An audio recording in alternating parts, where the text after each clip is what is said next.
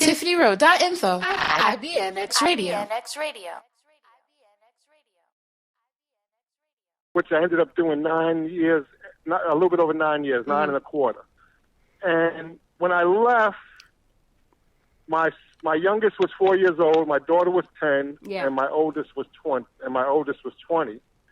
And one of the things I like to say is, while you're in that type of situation, you're always asking God to watch over your family and this and that.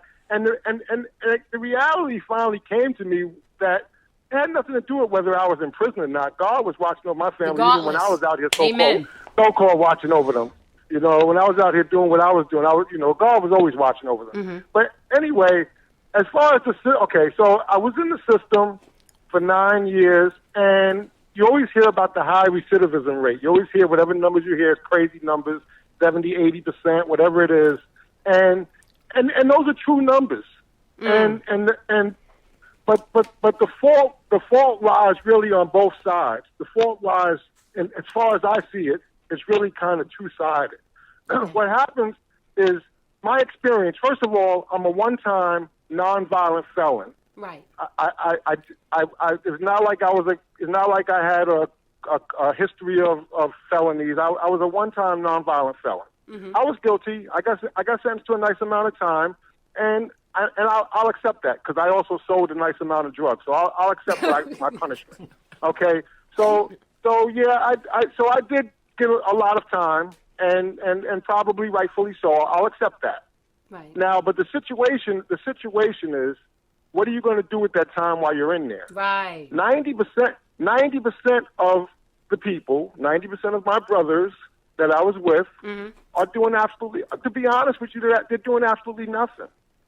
Do you feel that the prison didn't bring things into the environment to help you to become rehabilitated? Because you're saying you sold a lot of drugs. So let's be real. Well, let me say this. Okay. The prison is no longer there to rehabilitate you. That is not their mission. That's what I want to hear. I want to hear that what's going on with that. They are there to house you. They are there to house you and to a degree use your labor, depending on which type of situation you're in. Use the labor. Now, you can look at it as modern day slavery or whatever, but those, you sign up for that also. You're not forced to do it. You're not made to do this labor. Right. You get paid a little bit of money. You get paid better than what you would get paid if you just did a regular little customary job. Well, let me say this. Prison, I know a brother. He's in California right now, and he's a certified welder. He got that certification by being in jail, but he's getting paid 12 cents an hour.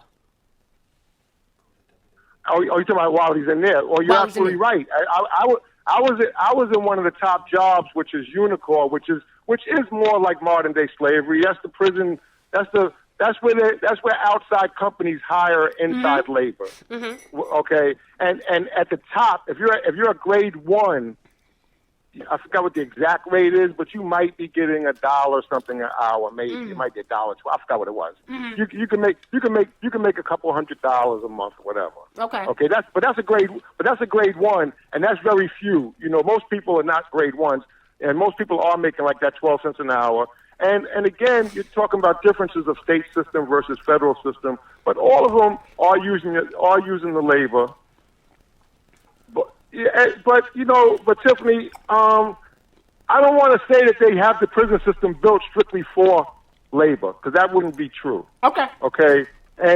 But the problem nowadays, though, also is the prison system is headed towards privatization. Yes. Which is for profit. Now, don't get that wrong.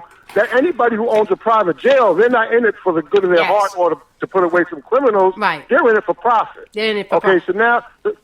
So now the food's going to get worse, the health care is going to get worse, the facilities are going to get worse, and they're going to make sure they try to get some money out of you, probably labor-wise. I wasn't in that situation. I wasn't in a private jail. I wasn't federal systems. Right. But I want to get back to as far as what are we going to do about? Okay, you got the time. What are you going to do? What are you doing with this time? Most of the people, to be honest with it, most of the people are not trying to do anything productive. And you can blame it on the prison system. You can blame it on what they're making available to you. That's true. They're not making hardly anything available to you. Because, like I said, their mission is, they tell you their mission is not to rehabilitate you. Their mission is to house you. Okay, that's what it is. Okay, it's no longer about rehabilitating. They don't put the money into that. They don't have the funding for it. They don't put the money into it. Okay, so when I say that people aren't doing anything, yeah, you can blame the system, but you have to do something yourself. You have to educate. You have to utilize that time. You've been given this time. Now, what are you going to do with it? You can spend the time. You can spend the time worrying about where your position is for your seat in the TV room because Empire's getting ready to come on, or you can be trying to educate yourself and read some business books and try to gravitate towards the couple of people that are trying to do positive things and learn from them. And those are the kind of things that you could be doing to help yourself. Now, let me ask you. Because you obviously you're home now. I mean, you're traveling. Yeah, I've been home 7 years now. Yes. I've been home since 2009. And coming out, how were you able to get yourself back in a situation where you can move in a positive direction? And I'm saying this because I spoke to a man earlier today that I knew from back in the days, Tommy from Laurelton, and he runs like a health and wellness center for seniors, and he has websites and things like that. And he's doing very well. I love hearing that. I love hearing about entrepreneurs. Yes, you did what you did, and you did it well. He did what he did it well. Clearly, we got CEO heads straight up because you understand marketing, you understand supply and demand, you understand business, you understand the movement. Absolutely, Tiffany. Let me tell you something. It wasn't that I happened to sell drugs, but it wasn't that I was a drug dealer. I've always been an entrepreneur. Right. All my life, as long as I can remember, I've always wanted to get into the import. I say this as a joke, but it's really a true statement. From the time I was 12 years old, I wanted to get into the import-export business. I just got into importing the wrong product. Right. Okay? Because I didn't know any better. Because I'm thinking that drugs is all that there is available to me to make money. That's because how we grew up. Yeah, but I grew up in a single family. I grew up in a single parent household. I never knew my father, and I didn't have that direction. And I'm not blaming him on that. I'm just laying out facts. And I gravitated towards the streets, and that's where I ended up making money at. But I was always an entrepreneur, even before I started selling drugs. And so when I came home in 2009, okay. I was saying the first part of what I was talking about was all putting it on the inmate's responsibility for himself while he's in prison. But now when you come home, society has an expectation for you to do the right thing. And society has a rightful expectation. They expect you to do the right thing, and you should do the right thing. But now the problem is society is of no help. And the example I give is I'm a one-time, non-violent felon, right? And the truth is I cannot even get hired in Walmart stocking soup cans on the shelf. Okay, Walmart doesn't want me to come home and go into their store and steal their products to feed my family, but they want me to come home and do the right thing, but won't even give me the opportunity, not even a $9 an hour job stocking shelves.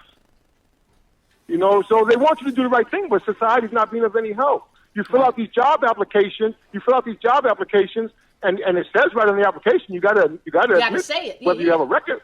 And they tell you it's not going to be held against you, but it absolutely is. Absolutely. It absolutely is going to be held against you.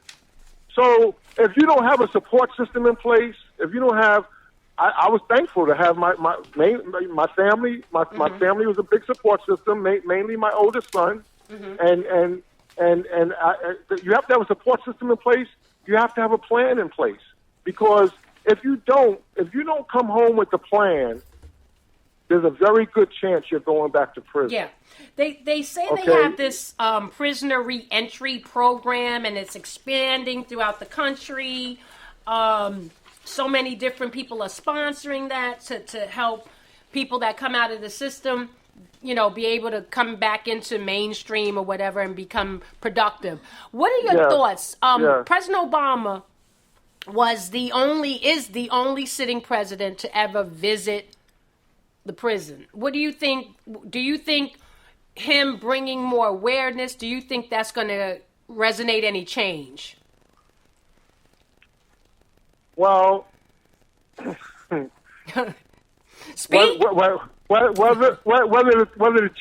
the changes he's trying to make or continue to be implemented will all depend on who the next president is. That's true. And not to get into a whole bunch of politics, but it's a matter of knowing what the difference is really between liberal, more so than knowing the difference between Democrat and Republican, is to know the difference between a liberal and a conservative, and a right wing and a left wing, and to know what all that means, and to know what all that means, and if a right wing conservative gets into in control of the country, and I don't mean just the presidency, but that's the Congress and everything. If a right wing conservative is in control of that, they're not going to put money into the system, into trying to help people coming home or into help people. They're not. That's not what their ideology is all about. They have a different. And I'm not saying right or wrong because I understand both sides. But I understand both philosophies. Right. But the truth is, if a right wing conservative is in there, then the policies won't be implemented. If a left wing liberal is in there, then there's a much better chance of having money for those types of programs. But where does that money come from? It's very complicated. Right. And the bottom line is, if you're going to sit around and wait for the government to help you, you're going to be sitting for a long time. You have to you have to help yourself. You have to you have to help yourself, and you have to help your people and your community. It's a network thing. You have to help. If you're waiting on the government, you just go sit in the corner and be on timeout. I don't know what else to tell you. Right. Well, let me just say this: the Corrections Corporations of America sent a letter to 48 states offering to buy public prisons in exchange for a promise to keep the prisons at a 90% occupancy for 20 years. So we're looking for people. I mean, you know what I'm saying? Well, when you say it isn't a business, it seems like it is very much of a business. I didn't say it was a business. I said it wasn't strictly for. I said it wasn't strictly for labor. Okay. Oh, it's definitely a big business. Okay. It's definitely a big business. The commissary, the whole industry of prison is a big business. It's just that I said it wasn't strictly being done strictly for labor. That's all I said. Right. That's what I meant. Quick question: how were you able to parent while you were away? Well, first of all, I was thankful that the mother of my children made efforts to at least keep them in communication with me. I was not one of those inmates that was requiring and looking, going crazy if I didn't get a visit every week and every month. Okay, because it's very hard on that parent that's out there, and it's very hard on the person trying to do that. So I'm not talking about visits, even though they did try to visit me as often as they did try to visit when they could. But the main thing is she kept them in communication with me. Right. I'm only as a federal inmate, I'm only allowed 300 minutes a month on the phone. Wow. I used at least 280 of those minutes every month strictly for my children. Right. Okay. Wow. So I stayed in their lives as much as possible. Right. And I believe if you ask them, they'll tell you that I did stay in their lives. No, I know that. Now, of course, physically I was absent. Of course, I was gone. But I did try to stay in their lives. I did try to talk to them about decisions being made, and just try to. I tried to do the best I can with the situation I was in. Tell us a little bit about the today, Tony, and what you're doing to, and if you have anything that you're doing. I know you have some videos that are out there, you could definitely give us the site so that we can, because we want to patronize our people. And we want to make sure that... Well, go ahead. No, we want to make sure that, there's money. Like, you here, you doing the right thing, you taking care of your family, you taking care, and you speak truth. So we want to definitely support that. Okay, well, I appreciate that. I wasn't as far as videos go or anything like that. I wasn't going to bring it up, but since you mentioned it, if you go on YouTube and search on Grand Peasy, Peezy, there's 3 videos there right now. Those are stories from my life. Those right now are just the beginning.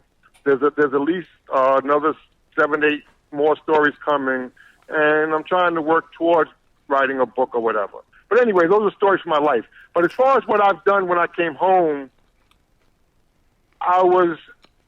we don't have time to go into the whole story of it, but when I got out of the halfway house, I was told about an opportunity to buy and sell phones. I borrowed $2,000 from my son, and I started buying and selling phones off of Craigslist. And I built that into a business. I formed a corporation. I learned how to do all that while I was in prison. Formed a business and handled all that legally. Took care of all my taxes. And that first year, that business started growing so fast that the first year we did $2.5 million in sales. Amen. And then by the fourth year we did $11.8 million. This is all my tax returns. I documented every phone I bought. But the bigger story is not the total sales. No, right. That's not profit, but that's sales. The bigger story is that other guys that were coming home from prison in other states, 9 states altogether when we were at our peak, there was guys coming home from prison that were in the same situation, not, society not really being there to offer them jobs and opportunities. And I was able to get in contact with them and teach them how to buy these phones. And I built the network. That's how I ended up building the business so big, because instead of just me buying the phones, I built the network. And I got these guys buying phones, taught them how to do it. And to be honest with you, at one point there was at least 4 guys working. They weren't working for me. They all had independent working for businesses. themselves, but you gave them life. But there was 4. Listen, there was 4 guys. Honestly, there was at least 4 guys at one time that were making over $5,000 a week profit. Amen. I mean, and I don't mean once in a while. I mean every Regular. week in and week out. They were making that money. That's how much money they were generating off those phones. Those phones, that's what got us back on our feet. And from there, we moved into other businesses. So right now, I have 2 businesses down in Georgia. I have a title porn business, which is a business that's not even legal up in Pennsylvania, to be honest with you. Okay. It's only legal in 16 states. Gotcha. But it's a porn business for car titles. Okay. Anyway, so that's Title Match USA. So TitleMatchUSA.com is our website. And then we also have a used car dealership now called Corona Motors. That's in Covington also. I love it. And Corona. It's named after my hometown, Corona, Queens. Of course, our hometown. So Corona Motors is the car lot, and actually, Title Match USA is the name of the business that's the DBA that we're doing business as Title Match USA, but the ownership, the holding company, is actually Corona Side Investment Corp. Okay. And that's named after Corona and Bayside. My partner's from Bayside. Okay. And so anyway, so that's what's going on right now. We have those 2 businesses going on. Well, I just want to thank you so much, Tony, because the phones are lighting up. And, thank you for spending this time. Thank you for sharing. Thank you for educating. Blessings to you and all your... No, blessings to you. Thank you so much. I mean, we've been down for a long time, so I just really want to say I'm really happy. You got amazing kids. Amazing family. Thank you. And, they've been a family to me. So blessings to you forever and ever. Great success, more success. Everybody out there, please. I'm going to make sure this is on the website so you have more information for Tony. But the videos are dope. So I know we wasn't really talking about that. I can't wait for that to come to fruition a little bit more for you, Tony. Blessings. I love you. I love you too, Tiff, and I can't wait to talk to you again, and thank you for having me. No problem. And if I could help in any way in the future, let me know. All right. Thank okay? you. Thank you. Love y'all. Bye-bye. Bye. We will be right back. We're going to take a quick break. And I'll be right back because the phones are lighting up. I want to talk about ADHD and a lot of our children that are dealing with that and becomes an issue and going into the prison system later. Tiffaniero.Info, IBNX Radio. I love you. See you in a minute. Woo! Kenny conglomerate, art. Gotta get, I'm incredibly smart. Yeah. Telekinesis, when I release these masterpieces, I make logos, manipulate photos. In social media ads, I'll give your brand pizzazz. Follow me on IG at Kenny Conglomerate, or y'all can log on to incrediblysmart.com. Yeah. IBNX Radio.